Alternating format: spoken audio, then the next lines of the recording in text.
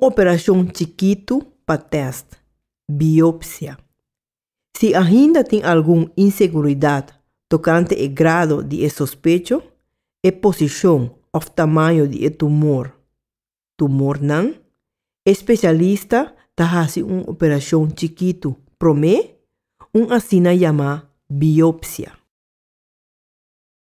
A biópsia aqui toma lugar de anestesia total, para motivo que o especialista tem que corta em vez de passar angua.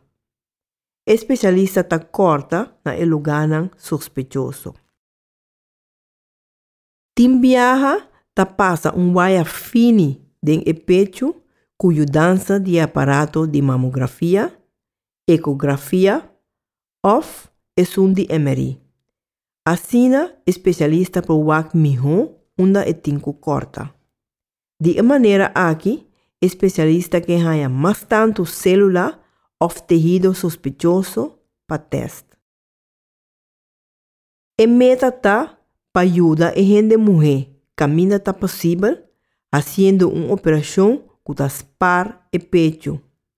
Se o tumor está grande ou tem mais que então tem que fazer uma amputação de pecho. Mister quita o pecho completo.